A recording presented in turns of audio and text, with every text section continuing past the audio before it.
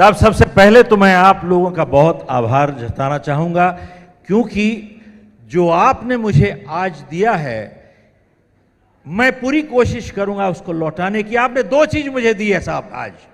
एक, आप लोगों ने मुझे अपना टाइम दिया है जो पैसे से ज्यादा अहमियत रखता है। Yes no. और दूसरी चीज आपने जो आज मुझे दी है, आपने मुझे भरोसा दिया है, इस काबिल समझा है कि मैं आपके सामने खड़ा हो सकूं। साहब एक चीज सीखी मैंने जिंदगी में, आप किसी से पूछें कि जिंदगी में सबसे बड़ी चीज क्या होती है, लोग कहते हैं साहब प्यार होता है। मेरे हिसाब से भरोसा प्यार से भी ज्यादा अहमियत रखता है, क्योंकि जिंदगी में बहुत लोगों के साथ हम प्यार करते हैं लेकिन भरोसा नहीं कर पाते। Yes no. साहब किसी एक बहुत अच्छे शायर ने कहा था, चांद तारों के हो जो खुद मोहताज, चांद तारों के हो जो खुद मोहताज, भीख मांगो ना उनसे उजालों की, बंद आंखों से कुछ ऐसा काम करो कि आंख खुल जाए आंख वालों की। हिसाब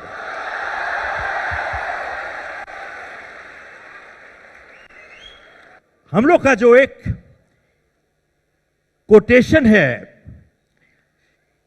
कि जीतने वाले कोई अलग काम नहीं करते, हर काम अलग ढंग से करते हैं। तो अक्सर लोग पूछते हैं कि साहब अलग ढंग से क्या काम करते हैं। तो साहब पहली चीज तो यह है, जीतने वाले वो काम करने की आदत बना लेते हैं जो हारने वाले जिंदगी में कभी करना नहीं चाहते। साहब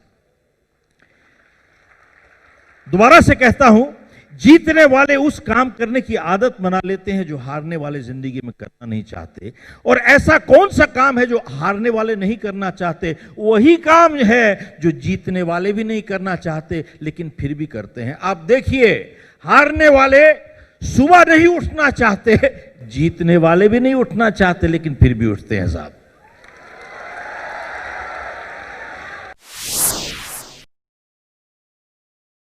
आप देखें, हारने वाले मेहनत नहीं करना चाहते, जीतने वाले भी नहीं करना चाहते लेकिन फिर भी करते हैं। साहब उसकी आदत बना लेते हैं, ऑटोमेटिकली आदत बन जाती है, और जब भी करते हैं सही काम करते हैं क्योंकि आदत बन चुकी होती है। आप देखें, चाहे हम लोगों की कितनी भी उम्र हो चुकी हो, हम लोगों के माँ बाप ने एक ही बात कही थी कि बेटा अच्छी आदतें बनाओ, आदतों से ही चरित्र बनता है। अच्छी आदतें बनाओ, आदतों से ही चरित्र बनता है, क्योंकि 90% हमारा व्यवहार जो है हैबिचुअल होता है, एक आदत सी होती है। अगर हमारी अच्छी आदतें हैं तो हमारा चरित्र अच्छा है, हमारी आदतें अगर खराब हैं तो हमारा चरित्र खराब है। साहब क्योंकि आप देखें, अच्छी आदतें मुश्किल से आती हैं लेकिन उनके साथ जीना आसान है, और बुरी आदतें आसानी के साथ आती हैं लेकिन उनके साथ जीना मुश्किल है। और जब तक हम आदत को पकड़ते हैं, आदत हमको पकड़ चुकी होती है। Yes no. साहब कितनी बारी आपने सुना होगा, साहब इसकी तो किस्मत ही अच्छी है, मिट्टी को हाथ लगाता है सोना हो जाती है, और इसकी किस्मत खराब है, ये तो सोने को हाथ लगाता है मिट्टी हो जाती है। साहब इस बात में गहराई है अगर देखा जाए तो, लेकिन सच्चाई है या नहीं है डिपेंड, और किस तरीके से हम लेते हैं इसको। आप देखें, जिसको हम कहते हैं कि इसकी किस्मत अच्छी है, मिट्टी को हाथ लगाता है सोना हो जाती है, आप उसकी जिंदगी देखें और जिंदगी में हर ट्रांजैक्शन देखें और व्यवहार देखें, अच्छी आदतें ऑटोमेटिक आ रही हैं। साहब वो जब काम करते हैं सही करते हैं, क्योंकि automatically habitually they doing it right. Habitually automatic जब करते हैं ठीक होता है। साहब इसी तरीके से आप देखें, जिसको कहते हैं कि इसकी आदत खराब है, ये इसकी किस्मत खराब है। मिट्टी को हाथ लगा, सोने को हाथ लगाता है, मिट्टी हो जाती है। आप उनकी जीवनी देखें, जीवन देखें, जब भी कोई काम करते हैं गलत हो जाता है। क्यों गलत हो जाता है? ऑटोमेटिकली, हैबिचुअली गलत हो रहा है साहब, हैबिचुअली। आपने सुना होगा, प्रैक्टिस मेक्स मैन। कितने लोग इस बात से सहमत है कि प्रैक्टिस मेक्स परफेक्ट? हाथ खड़ा कीजिए। Incorrect answer, wrong answer. साहब देखिए, practice does not make a person perfect, only perfect practice makes perfect.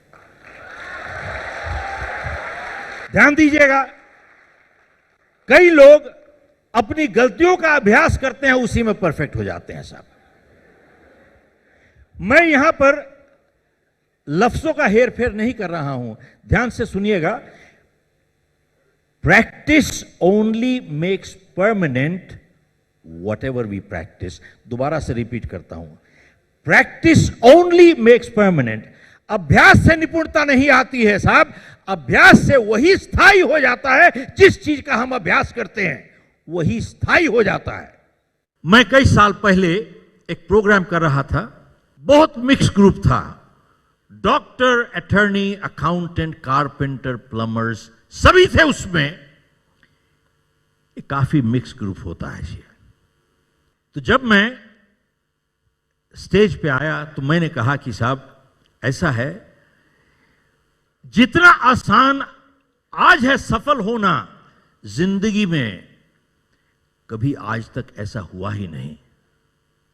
चाहे जो भी आपका प्रोफेशन हो, ध्यान दीजिएगा, चाहे जो भी आपका प्रोफेशन हो, जितना आसान आज है सफल होना, ऐसा कभी भी जिंदगी में नहीं हुआ। तो मैंने जब अपने आप को रिपीट किया तो एक आदमी अपने बगल वाले के साथ कहते हैं कि साहब इस स्पीकर को समझ में नहीं आती है, क्या बोल रहा है। मैंने उसकी बात सुनी तो मैं उसके पास गया तो उसने कहा कि बताइए कि साहब हमारा कंपटीशन कैसे नहीं है। तो मैंने साहब उससे एक बात पूछी, मैं आप सब लोगों से ये सवाल पूछने लगा हूं, तो ध्यान से सुनिएगा क्योंकि आपको जवाब देना है। मैंने उनसे ये पूछा कि, और आपसे यही पूछ रहा हूं कि साहब एक बात बताइए, आप कितने लोगों को जानते हैं अभी जो सड़क पे चल रहे हैं, जिनको जितने पैसे मिलते हैं उससे ज्यादा काम करने को तैयार हैं? कितने लोगों को जानते हैं? Hardly any. साहब आज की तारीख में ज्यादातर लोग वैसे हैं जिनको जितने पैसे मिलते हैं उतना भी काम नहीं करना चाहते। और एक दूसरा वर्ग है जो वो उतना ही काम करना चाहता है जिससे उसकी जान छूट जाए। और एक छोटी सी परसेंटेज वो है जिसको जितने पैसे मिलते हैं उससे ज्यादा काम करने को तैयार है साहब, बहुत छोटी सी परसेंटेज। तो मैंने उनसे पूछा, मैं आप सबसे पूछ रहा हूं, अगर आप उस छोटी सी परसेंटेज के अंदर आते हो, चाहे आपका जो मर्जी प्रोफेशन हो, मुझे बताइए आपका कंपटीशन है कहां पर साहब, बता दीजिए।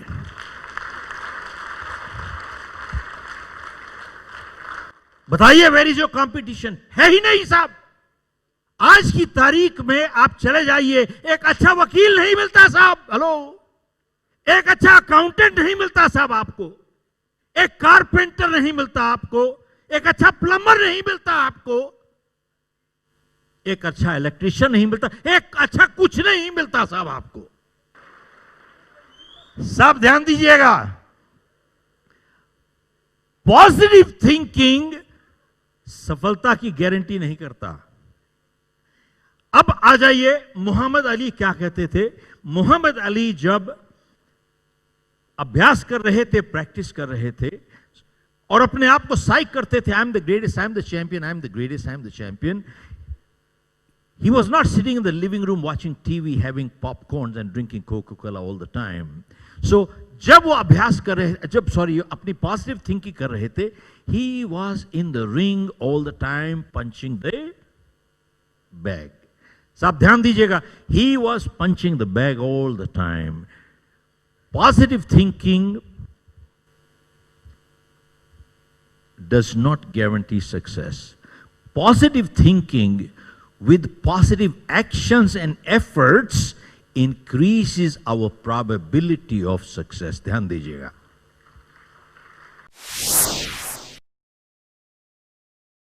ऐसा है, जिंदगी में सफलता आती है अपने चरित्र से. आप लोगों ने माइकल फेल्प्स का नाम जरूर सुना होगा. माइकल फेल्प्स को जो ख्याति मिली, उसने मार्क स्पिट्स का 36 साल पुराना रिकॉर्ड तोड़ा. साहब 36 साल, जिंदगी में कोई रिकॉर्ड मार्क स्पिट्स का तोड़ ही नहीं पाया. क्योंकि मार्क स्पिट्स ने 7 गोल्ड मेडल जीते थे 1972 में म्यूनिक में. साहब ध्यान दीजिएगा, जब मार्क स्पिट्स 1972 में 7 गोल्ड मेडल जीता था वो, तो एक आदमी आए, वहां से जर्नलिस्ट थे, प्रेस बहुत थी, तो किसी ने मार्क स्पिट्स को कहा कि साहब आप 7 गोल्ड मेडल जीत गए, इतिहास बना दिया आपने, must be your lucky day. जब मार्क स्पिट्स ने यह सुना कि must be your lucky day, Mark Spitz को अच्छा नहीं लगा. साहब मार्क स्पिट्स ने जर्नलिस्ट को बुलाया, बोले इधर आओ भैया, इधर आओ, इधर आओ, इधर आओ, इधर आओ. मार्क स्पिट्स ने उसको बुलाया इधर और उसको कहा कि 1968 में मैं मेक्सिको में था, मैंने 3 गोल्ड मेडल जीते, मैं खुश था लेकिन नाखुश था.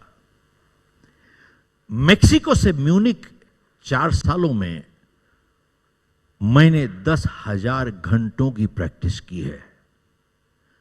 और अगर आपका गणित अच्छा है, इसका मतलब होता है 2,500 घंटे हर साल. और गणित और ज्यादा अच्छा है तो इसका मतलब होता है 8 घंटे डेली बिना एतवार के. 8 घंटे डेली बिना छुट्टी के, बिना एतवार के. तो उन्होंने जर्नलिस्ट को बोला कि भैया एक काम करो, आप अगले 4 साल के लिए डेली 8 घंटे पानी में बैठ जाओ, आपका जिस्म सुकड़ जाएगा. बोले क्या मुझे किस्मत ने जिता दिया है? बोले क्या मुझे किस्मत ने जिता दिया है? तो उन्होंने जवाब दिया, बोले एथलीट 15 साल की ट्रेनिंग करते हैं 15 सेकंड की परफॉर्मेंस के लिए. सब ध्यान दीजिएगा, बोले साहब एथलीट 15 साल की ट्रेनिंग करते हैं 15 सेकंड की परफॉर्मेंस के लिए. जाइए उनसे पूछिए क्या किस्मत ने जिता दिया है. और ऑडियंस से कई बार मेरे पास लोग आते हैं, कहते हैं कि साहब मैं तो बहुत किताबें पढ़ता हूं, आपकी किताब भी पढ़ी है मैंने, जीत आपकी, और मेरी सफल होने की बहुत इच्छा है लेकिन सफल हो नहीं पा रहा हूं. तो मैं उनको कहता हूं कि भैया, और पूछते हैं कि साहब आप बताइए क्या प्रॉब्लम है, समस्या क्या है. तो मैं उनको कहता हूं कि भैया समस्या एक ही है, वो ये है आपकी इच्छा है सफल होने की, आपका इरादा नहीं है भैया. क्योंकि जिंदगी में इच्छा और इरादे में बहुत फर्क होता है. इच्छा का सौदा हो सकता है, इरादे का कभी सौदा नहीं होता साहब. और दूसरी चीज, जिंदगी में जब भी दबाव पड़ता है, इच्छा हमेशा कमजोर पड़ जाती है, इरादा और मजबूत हो जाता है. साहब आपको एक और उदाहरण देता हूं. अक्षय पटेल एक he is a young kid, 15 year old, 15 साल का है साहब. एंड ये मार्शल आर्ट में कंपीट कर रहे हैं in open martial art, representing the state of Gujarat in national martial art, open martial art. खास चीज क्या है साहब, ये कमर से एक पांव में he is paralysed, waist down one leg he is paralysed, one leg. साहब ये पैरालिटिक बच्चों के साथ कंपीट नहीं कर रहा, ये ओपन मार्शल आर्ट में कंपीट कर रहे हैं आप हम जैसे लोग जिनकी दोनों टांगें ठीक है साहब। ये तो किसी ने इनसे पूछा कि साहब आप कैसे कंपीट कर रहे हो with people with 2 straight legs, you have polio on 1 leg. तो जानते हैं अक्षय पटेल ने क्या कहा, बोले कि साहब जब मैंने शुरुआत की थी इट वॉज वेरी डिफिकल्ट, बहुत मुश्किल था साहब, लेकिन because of my polio the way I can swing my leg to the degree I can and slap the other person on the face, with people with 2 straight legs cannot take that degree of swing. Look at this. साहब इसने क्या किया, अपनी सबसे बड़ी कमजोरी को अपनी सबसे बड़ी शक्ति बना लिया साहब। देखिए अपनी सबसे बड़ी कमजोरी को अपनी सबसे बड़ी शक्ति बना लिया। मैं आपसे एक प्रार्थना के साथ खत्म करना चाहूंगा आज। वो ये है कि तकरीबन 40 साल पहले मैं भी बैठा था ऐसे, एक डॉक्टर नॉर्मन विंसेंट पील का प्रोग्राम हो रहा था जिन्होंने किताब लिखी पावर ऑफ पॉजिटिव थिंकिंग। तो 1000 लोग थे यहां पे। जब उन्होंने जितनी ऑडियंस थी उन सबको देखा बहुत आत्मविश्वास के साथ, लेकिन उस आत्मविश्वास में बहुत नम्रता थी। साहब ध्यान दीजिएगा, जिस आत्मविश्वास में नम्रता नहीं होती उसे अहंकार कहा जाता है। यस नो, बहुत नम्रता थी। तो डॉक्टर पील देख के कहते हैं कि साहब आप लोग जिस शांति से यहां पे बैठे हो, लगता है किसी को कोई समस्या नहीं है, किसी को कोई समस्या नहीं है। तो पूछते हैं अरे भाई यहां पे किसी को कोई समस्या है? तो साहब सबका हाथ खड़ा हो गया, किसको समस्या नहीं है? हर एक ने हाथ खड़ा कर दिया, हाँ समस्या है साहब है। तो डॉक्टर पील ने बोला कि कितने लोग समस्या से छुटकारा पाना चाहते हैं? तो सबने हाथ खड़ा कर दिया साहब। तो डॉक्टर पील बोले कि जब मैं यहां पे आ रहा था, यहां पे आप लोगों को एड्रेस करने के लिए, यहां से 200 गज दूर मैंने एक जगह देखी, वहां पर कुछ लोग बहुत आराम से विश्राम कर रहे थे, बिल्कुल रिलैक्स पड़े थे, उनको कोई समस्या नहीं थी। कितने लोग जानना चाहते हैं कौन सी जगह है? तो सबने हाथ खड़ा कर दिया साहब। तो बोले यहां से 200 गज दूर एक शमशान घाट है साहब, वहां पर लोग लेटे पड़े हैं, एकदम रिलैक्स्ड, बिल्कुल रिलैक्स लेटे पड़े हैं, उनको कोई समस्या नहीं है, बिल्कुल निश्चिंत बैठे हैं। कितने लोग समस्या से छुटकारा पाना चाहते हैं? तो सबने या हाथ जेब में डाल लिया, कोई हाथ खड़ा नहीं हुआ। तब साहब ध्यान दीजिएगा, तब डॉक्टर पील बोले कि याद रखिए जिंदगी में समस्या एक जीवन का प्रतीक है, समस्या एक जीवन का प्रतीक है, और जब तक हम जिंदा हैं समस्या रहेगी, जब समस्या ही नहीं रहेगी तो हम ही नहीं रहेंगे। उस दिन डॉक्टर पील ने एक प्रार्थना दी जो उनकी नहीं है, 2000 साल पहले किसी और ने दी थी। और जब उस दिन मैंने उनसे प्रार्थना सुनी, साहब 40 साल से मैं कभी भी घर निकलता हूं, ये प्रार्थना हमेशा करके निकलता हूं 40 साल से, और मेरे को वाकई में इस प्रार्थना ने बहुत मदद किया है। और आज मैं आप लोगों के साथ वही शेयर करना चाहूंगा। इसको कहते हैं सेरेनिटी प्रेयर। परमात्मा मुझे संतुलन दो, जो चीज मैं जिंदगी में बदल नहीं सकता आपकी सौगात समझ के स्वीकार करूं, और जो बदल सकता हूं मुझे इतनी हिम्मत और हौसला दो कि मैं उसे बदल दूं, और इतनी सुबुद्धि दो कि मैं समझ सकूं क्या बदल सकता हूं और मैं क्या नहीं बदल सकता।